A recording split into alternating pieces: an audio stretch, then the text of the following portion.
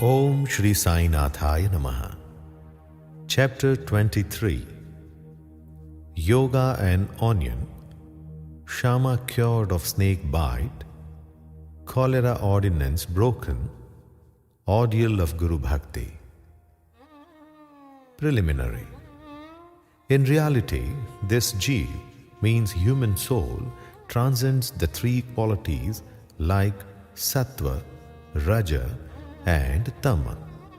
But being deluded by Maya, he forgets his nature, which is pure consciousness, knowledge, bliss, and thinks that he is the doer and thus entangles himself in endless miseries and does not know the way of deliverance. The only way of deliverance is the loving devotion towards the Guru's feet. The great player or actor, Lord Sai, has delighted his bhaktas and transformed them into himself, means his nature. We regard Sai Baba as an incarnation of God, for reasons already stated, but he always said that he was an obedient servant of God.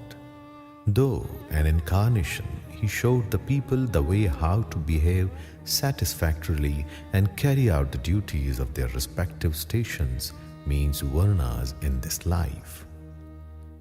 He never emulated theirs in any way, nor asked others to have something done for him. For him, who saw the God in all movable and immovable things of this world, humility was the virtue. None he disregarded or disrespected, for he saw Narayan, means Lord, in all beings. He never said, I am God, but that he was a humble servant, and he always remembered him and always uttered, Allah Malik, means God is the sole proprietor or owner. We do not know the various kinds of saints, how they behave, what they do, etc. We only know that, by God's grace, they manifest themselves in this world to liberate the ignorant and bound souls. If there be any store of merits on our account, we get a desire or interest in listening to the stories and leelas of the saints, otherwise not. Let us now turn to the main stories of this chapter. Let's start with the first story, Yoga and Onion. Once it so happened that a sadhak of yoga came to Shirdi with Nana Sahib Chandorkar. He had studied all the works on yoga, including the Yoga Sutras of Patanjali, but had no practical experience. He could not concentrate his mind and attain samadhi even for a short time. He thought that if Sai Baba will be pleased with him, he will show him the way to attain samadhi for a longer time.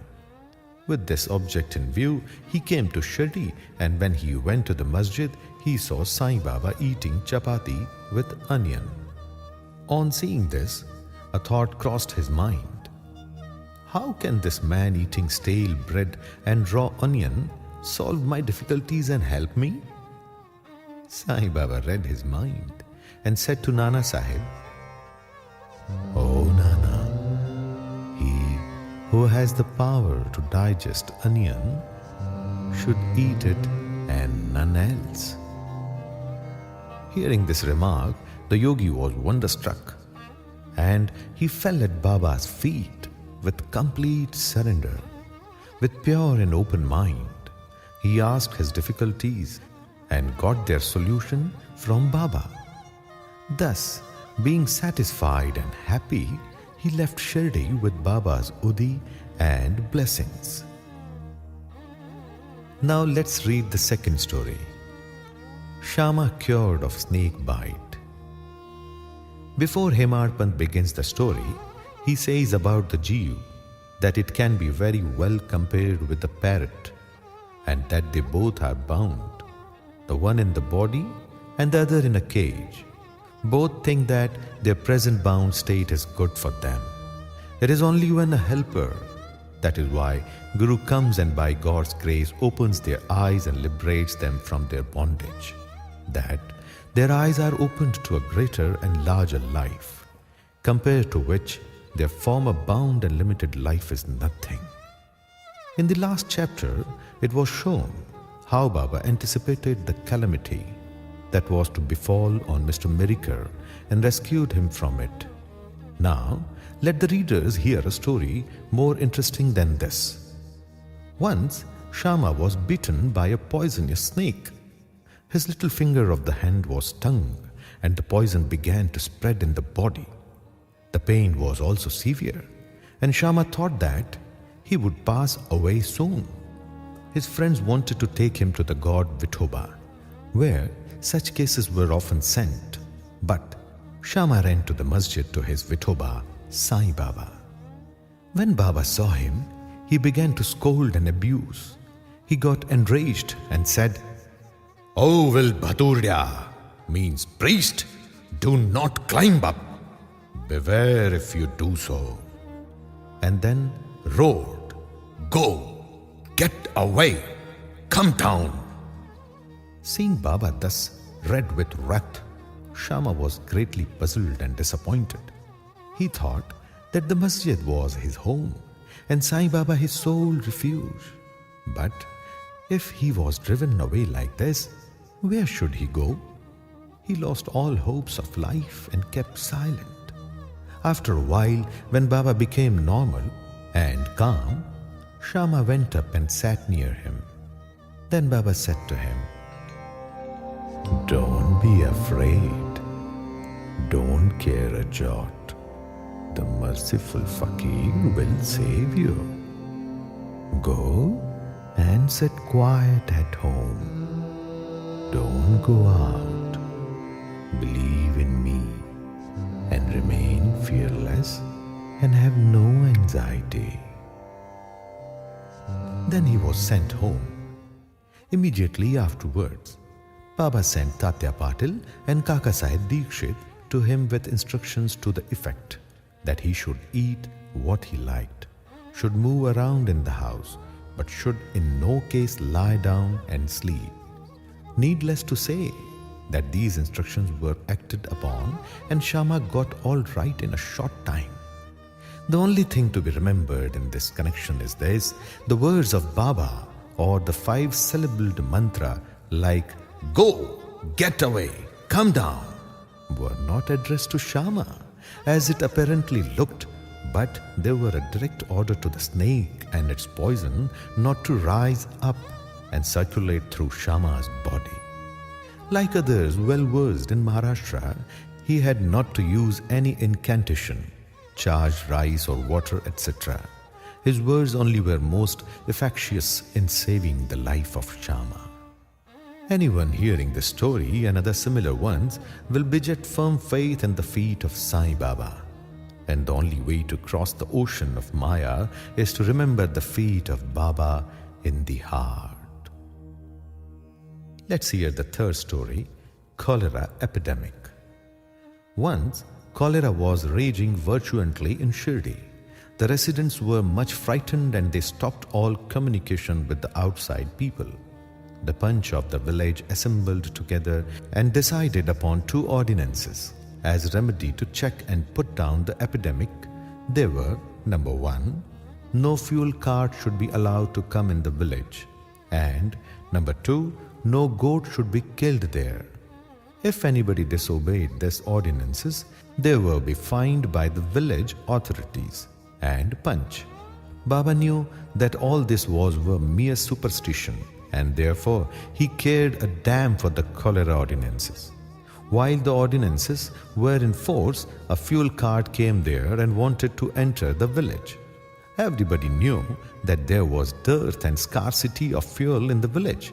Still, the people began to drive away the fuel cart. Baba came to know of this. He came to the spot and asked the cartmen to take the fuel cart to the masjid. None dared to raise his voice against this action of Baba. He wanted fuel for his dhuni, and so he purchased it. Like an Agnihotri, keeping his sacred fire alive throughout his life, Baba kept his dhuni ever burning, all day and night, and for this he always stocked the fuel. Baba's home, that is the masjid, was free and open to all. It had no lock and key, and some poor people removed some wood from there for their use. Baba did not grumble about this. Baba saw that the whole universe was pervaded by the Almighty, and so he never bore enmity or ill will to anybody. Though perfectly detached, he behaved like an ordinary householder to set an example to the people. Let's hear the story of ordeal of Guru Bhakti. Let us now see how the second cholera ordinance fared with Baba. While it was in force, somebody brought a goat to the masjid. It was weak, old, and about to die. At this time, Fakir Pir Muhammad of Malegaon, alias Bade Baba, was near. Sai Baba asked him to behead it with one stroke and offer it as an oblation. This Bade Baba was much respected by Sai Baba. He always sat on the right side of Sai Baba. After the chilim, means pipe, was first smoked by him, it was then offered to Baba and others. After the dishes were served at the time of taking meals at noon, Baba called Bade Baba and made him sit on his left side, and then all partook of food. Baba paid him also daily ₹50 out of the amount collected as dakshina. Baba accompanied him 100 steps whenever he went away from the masjid. Such was his position with Baba. But when Baba asked him to behead the goat, he flatly refused, saying, "Why it should be killed for nothing?" Then Baba asked Shama to kill it.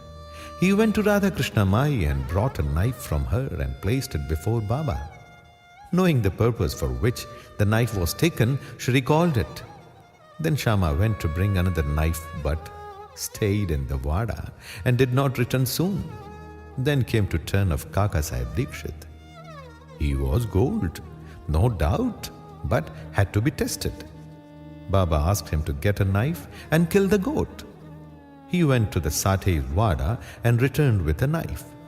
He was ready to kill it at Baba's bidding. He was born in a pure Brahmin family and never in his life knew killing. Though quite averse to do any act of violence, still he made himself bold to kill the goat. All the people wondered to see that. While Bade Baba, a Muhammadan, was unwilling to kill it, but this Brahman was making preparations to do so.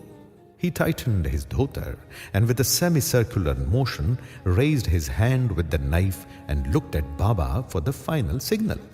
Baba said, "What are you thinking of? Go on, strike."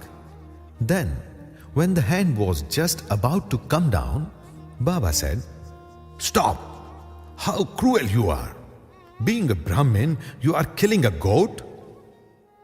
Kaka Sahib obeyed and kept the knife down and said to Baba, "Baba, your word is law unto us. We do not know any other ordinance. We remember you always, meditate on your form and obey you day and night.